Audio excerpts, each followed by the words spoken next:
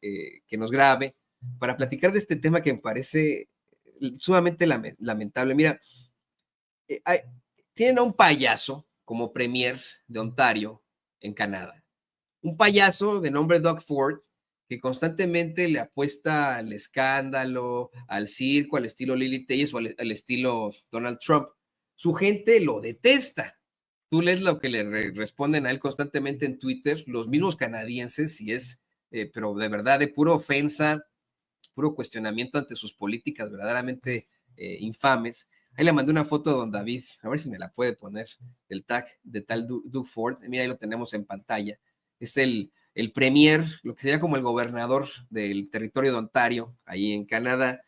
Y ahora, pues, este tipejo salió a decir, a amenazar a México con que o le ponen aranceles a China como lo hace Canadá y Estados Unidos, o que mejor se salgan del TEMEC. De hecho, dice, no, mejor, ¿saben qué? Vamos a sacar a México del TEMEC. Yo propongo que saquemos a México del nuevo acuerdo comercial entre México, Estados Unidos y Canadá. Y lo hace, o sea, de verdad, es una verdadera estupidez, porque fue México el que hace ya varios años, cuando Trump quería sacar a Canadá del acuerdo, dijo, yo ya no quiero a Canadá en esto, fue México el que convenció a Estados Unidos y a Donald Trump de que no sacaran a Canadá. Fue México el que dijo, no, pues sí, también lo necesitamos, no seas mala onda con nuestros hermanos canadienses y etcétera. Bueno, pero este sujeto lo que exige es que el tratado se dé únicamente entre Estados Unidos y Canadá, pues obviamente por su racismo. ¿Qué opinas de esto, Jaime? Pues mira, yo creo que Doug Ford es, pues es un populista, ¿no? Básicamente. Doug Ford, acuérdate que Ontario, Toño, es el principal productor de automóviles en Canadá. De ahí estas expresiones de Doug Ford contra México, con la amenaza de sacarlo del tratado comercial con Estados Unidos. Evidentemente es antichino de hueso colorado, ha dicho que no quiere que México sea el patio trasero de China. Pero Doug Ford, en muchos sentidos, representa esta asquerosa, le llamo yo, condescendencia de un cierto sector conservador de los canadienses. Yo recuerdo mucho, muy mucho, hace como, no sé, hace ya tiempo, me invitaron al Centro de Estudios Estratégicos en Washington, un think tank. Me invitaron para debatir los logros, los beneficios del Tratado de Libre Comercio con Estados Unidos y Canadá.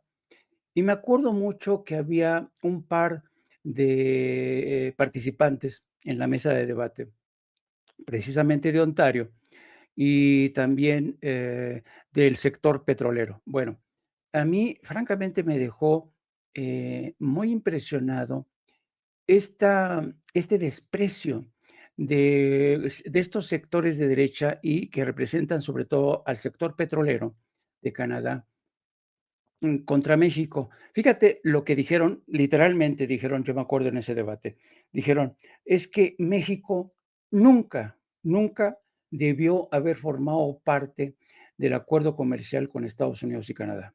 Nosotros siempre pensamos, estábamos convencidos que tuvo que haber sido una negociación a dos, es decir, Estados Unidos y Canadá, porque México no aportaba nada, ¿no? Entonces, a mí me dejó sorprendida su condescendencia, su ignorancia sobre el potencial de México y este racismo eh, inocultable, ¿no? De este sector de empresarios y cabilderos de los políticos canadienses.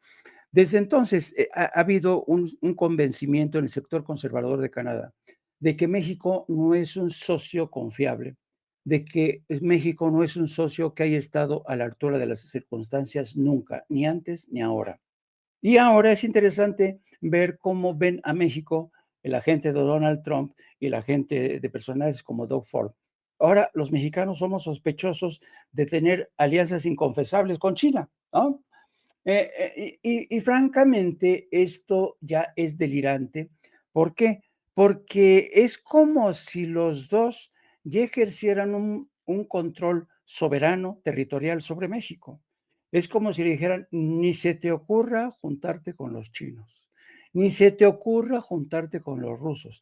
Hemos visto muchas veces cómo las terminales mediáticas de esta histeria, por ejemplo, en el caso de esta mujer que ya está inventariada en Estados Unidos, que se, ¿cómo se llama? Doria Esteves, ¿no? Con sus tweets ocurrentes de que los rusos tienen una presencia preocupante en México, ¿no?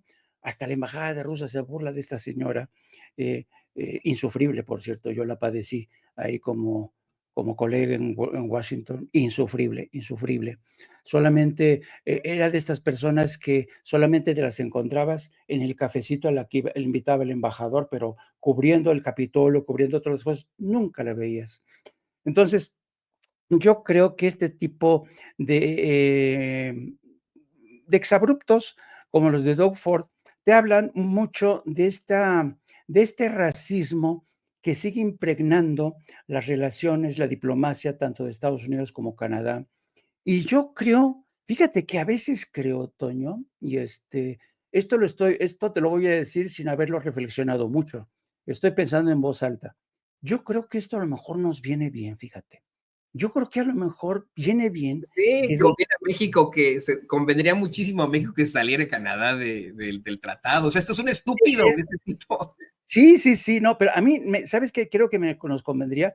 Convendría que se siguieran creyendo la historia de que los mexicanos somos unos pobres desgraciados que nos dormimos junto al cactus con el sombrero puesto. En muchos sentidos, creo que a veces es mejor que se sigan creyendo esa historia, porque mientras ellos están juzgándonos desde su saco asquerosito de prejuicios, sacan cada rato sus prejuicios, nosotros estamos avanzando a una velocidad impresionante. Hoy, por ejemplo, sin ir más lejos, a mí realmente me sorprendió agradablemente este análisis que se hizo de Pemex. Es por primera vez, y además me sorprendió el grado de conocimiento de Claudia Sheinbaum sobre el manejo, pero ella lo dijo.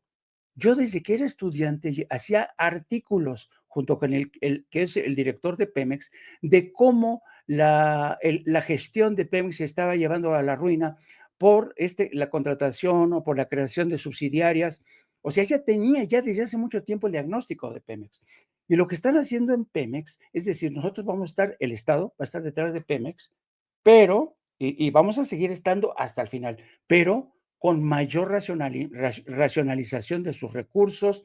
Vamos a gestionar Pemex no para sobreexplotar los recursos, sino para ser una nación completamente independiente en materia energética.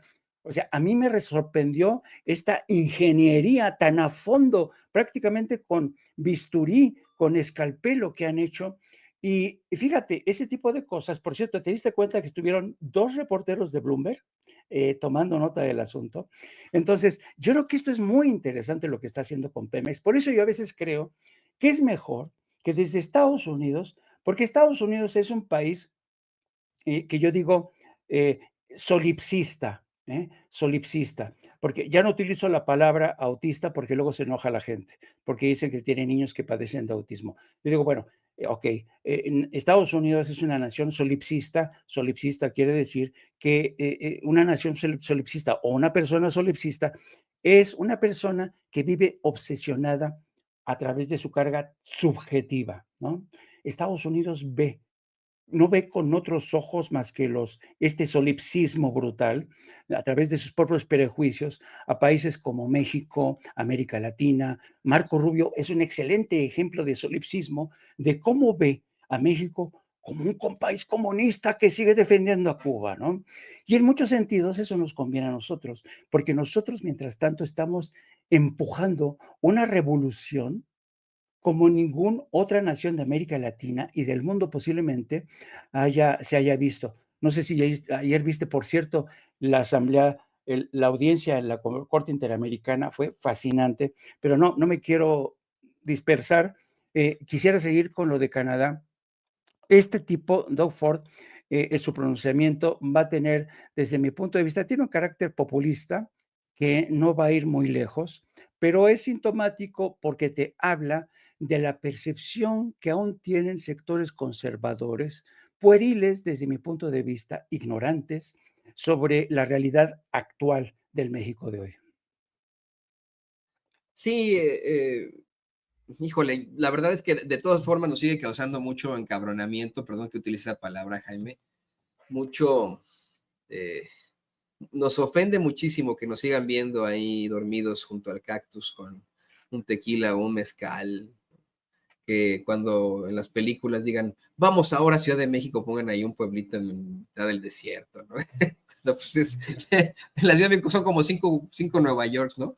Eh, tantas cosas que pueden preocuparnos, pero que a la vez tienes toda la razón, podrían ser el precedente para que se confíen esos que odian a México y México salga adelante de todas formas. Oye, por cierto, hace rato decías que Marco Rubio es un amante del sionismo. Yo creo que es un amante del dinero, ¿eh? Creo que es un amante del dinero, no sé, fue ponerlo con David ahí cuánto le da AIPAC a Marco Rubio para compartirlo con el público con Sentidores sin Censura. Sí, si defiende a capa y espada al gobierno de Israel y a este asesinato sistemático, a este genocidio que hacen de niños, ¿no? Y de hecho él dijo, sí, qué bueno que esté matando a niños. Hay un video en el que dice esto Marco Rubio. Pues es porque al 4 de octubre ha recibido más de $1 millón por parte de este grupo de cabilderos pro-Israel, de este lobby pro-Israel, más de $1 millón. Pues yo creo que más que amante de Israel, es un amante del dinero, querido Jaime, pero pues bueno, ya sabes tú cómo son estas cosas. Eh, yo quiero agradecerte como siempre, que estés siempre ahí al pie del cañón, siempre dispuesto a platicar de ese tipo de temas tan interesantes. A mí me gusta mucho platicarlos contigo. Me gusta mucho también ver ahí No Apto para Cínicos.